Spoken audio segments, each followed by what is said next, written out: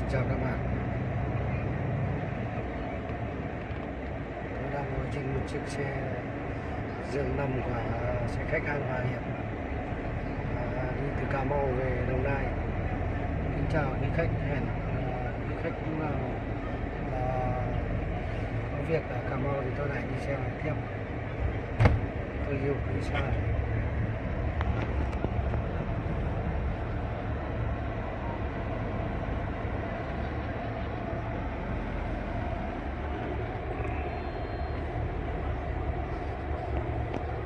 Đây là phòng rất là lịch sự.